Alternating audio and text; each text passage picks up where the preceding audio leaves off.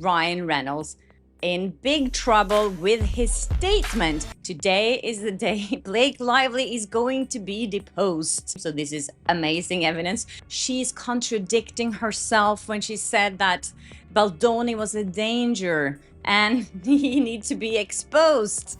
She never believed that. Ryan Reynolds didn't hold back and ended up exposing far more than he should have, publicly labeling Justin Baldoni a predator in what he believed was an act of protection for Blake Lively. What followed wasn't damage control, it was damage amplification. While Reynolds spoke out loudly, Blake, in private, was quietly admitting to a New York Times reporter that the incident that started this entire saga wasn't even the worst she had experienced in Hollywood. When her experience wasn't that bad and she never wanted to go public with it. What made her go public with it? Well, she's saying that it was because of the smear campaign. The smear campaign was much worse than the actually alleged SH. Well, Megan Thuy was saying that Blake Lively had told her this. That contradiction alone began unraveling the story they had so carefully crafted. Ryan's aggressive public defense didn't match up with Blake's calm admission that what happened wasn't catastrophic. It made people question everything. Were they even on the same page? Or were they running two entirely separate damage control campaigns? The moment Ryan labeled Baldoni a predator, the stakes shifted. People expected proof. Is that Blake Lively herself said that this wasn't really bad.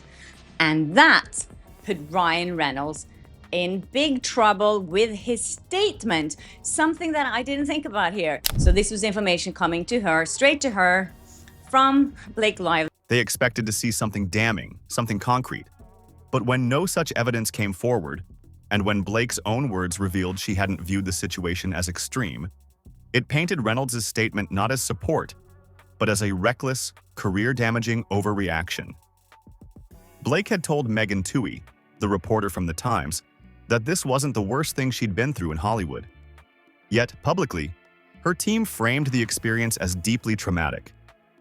And he said that he could say that because it was freedom of speech and he believed him to be a predator. Okay. How could he have believed that he was a predator when Blake Lively was saying that this wasn't bad at all? That disconnect exploded into a firestorm of criticism. If the situation wasn't that bad by her own account, why launch a full-scale legal assault? What became even more concerning was the calculated nature of how this all unfolded. Ryan Reynolds acted with reckless disregard of the truth. He intentionally exaggerated Blake Lively's experience because, of course, he knew that Justin Baldoni wasn't a predator. Behind the scenes, insiders began sharing how Blake had launched a coordinated smear campaign against Baldoni before any legal action was made public. According to reports, she went through Hollywood's inner circle, studio executives, castmates, journalists, planting seeds that Baldoni was dangerous, manipulating his own past admissions to frame him as a repeat offender. And with this statement here in this interview, Justin Baldoni could actually prove that. So this is amazing evidence. It's so interesting to me how this came up after the case was dismissed. This wasn't a random reaction. It was a meticulously planned strategy that aligned perfectly with the tactics used in narcissistic smear campaigns. Dr. Ramani, a psychologist specializing in narcissistic abuse, even broke down how Blake's moves ticked all the classic boxes of a calculated reputational takedown. Blake Lively said that she had experienced much worse in Hollywood than what actually happened on this set. What pushed the story into chaos was the discovery of the 17-point behavioral contract that Baldoni was pressured into signing. That document, which Blake allegedly drafted, laid out strict behavioral guidelines Baldoni had to follow to remain on set. That it wasn't really that bad. What was bad what came after the smear campaign that she thinks that I was a part of, and a lot of people, all of you creators out there were part of this smear campaign against her. And of course, a lot of bots as well. I think if she would withdraw her case today, she would look like a coward and a liar. The public was told things had improved after that agreement, but the truth was far more coercive. Baldoni didn't have a real choice: comply or lose the job. That kind of pressure cast a long shadow over the entire ordeal. The contract also confirmed that Blake had the power on set and was actively using it. and she had asked Baldoni to sign this agreement of 17 points. That was 30 points of that he should not stop behaving like the way he did, and blah, blah, blah. She said that Baldoni's behavior improved with these new protections in place. Not from a place of fear, but from a place of control. And yet, she still decided to take the matter public, long after Baldoni had signed that agreement, and the behavior had supposedly changed. When Blake Lively approached Justin Baldoni and said that he'd need to stop behaving this way, he did stop behaving the way that she was accusing him of behaving, which we now know that he didn't really do, and he only signed these points because he wanted to get back to work. As this narrative began to crumble, the resurfaced December 2024 interview with Megan Twohey drove the final nail in the coffin of Blake's public victim image. In it, Megan repeated Blake's own words, that this was not the worst experience she'd faced in Hollywood. Remember, Ryan Reynolds came out and called Justin Baldoni a predator. He put this word in front of it. Anyway, so he called him that out in public, and he admitted that he had called him that in his motion to dismiss against Justin Baldoni. Blake wasn't describing trauma. She was discussing strategy. That one sentence dismantled the urgency and drama painted in her lawsuit and contradicted the carefully curated public perception she had built. People started questioning. If the incident wasn't that bad, why publicly destroy someone's career over it? So according to Justin Baldoni, this statement is what made WME, his management company, fire him. This allegedly happened in July 2024 at the Deadpool and Wolverine premiere, that Ryan Reynolds had allegedly approached WME and expressed his deep disdain for Baldoni, suggesting the agency was working with a blah blah blah predator. Why start a full-blown legal case? The public narrative began unraveling fast, exposing layers of contradictions, half-truths, and a relentless grip on image preservation. And then came Ryan Reynolds' real undoing. At the 2024 Deadpool and Wolverine premiere, and as we know, Ari Emanuel, who used to be the CEO of that management company, came out in a podcast where someone forgot to press rec on this podcast, but his quotes were leaked. So we know that he said these things, that Ari Emanuel said that he always trusted Blake Lively and Ryan Reynolds, and he was basically saying that F Justin Baldoni. Reynolds allegedly took his vendetta against Baldoni to new heights, using the event as a platform to whisper damning claims to executives at WME, Baldoni's management agency. By multiple accounts, Reynolds described Baldoni as a predator to the agency's top decision-makers. So of course, Ari Emanuel would never have fired Justin Baldoni if it wasn't for Ryan Reynolds and Blake Lively, meaning that he has actually caused damage to Justin Baldoni, financially and reputationally. He was blackmailed into this situation, as you know. So then Megan Twohey continues there to say, yeah, I mean, I think that by her account, this was a situation of problem identified, problem solved, everybody moves on. Not long after, WME dropped Baldoni. That firing wasn't based on legal rulings or factual findings. It was based on Ryan Reynolds' personal influence. Ari Emanuel, the former CEO of WME, would later be caught admitting that his trust in Reynolds and Lively was enough to make the decision. He didn't need proof.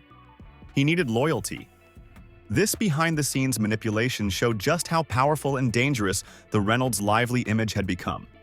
And she's asking her about the controversies of choosing Blake Lively for this part. And Colin Hoover starts talking about all the backlash against Blake Lively. And this was in 2023. So this was way before Justin Baldoni could ever have started this smear campaign. What looked like quirky Instagram banter and wholesome red carpet moments concealed a ruthless drive to protect their brand at any cost. Reynolds' reckless accusations didn't just stir the gossip mill. They cost Baldoni his agency, his income, and potentially his future in Hollywood. Is that Justin Baldoni did not file his amended complaint. Remember, his case was dismissed, I think it was on June 9th, and the judge said that you are able to amend 4 points out of, I think, the 7 that he was suing Blake Lively, Ryan Reynolds, and Leslie Sloan for. But the major claims in his lawsuit were dismissed with prejudice, meaning that he could not file them again in that court.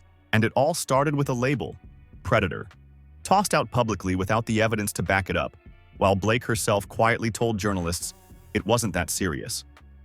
The contradictions became unbearable. Now, everyone's freaking out, saying that, oh my God, Justin Baldoni just dropped his entire lawsuit. One is that Justin Baldoni decided to drop everything and focus on defending himself instead, which I think is very, very unlikely, according to Brian Friedman and his statements lately when he's been out in the press. One side of the story painted Blake as a vulnerable woman speaking out. The other side showed a high-powered actress leveraging contracts, silencing dissent, and publicly torching a man who had already complied with her demands. That wasn't victimhood. It was calculated narrative control. And even though Blake had the opportunity to back off when Baldoni's initial lawsuit was partially dismissed in June 2025, she didn't.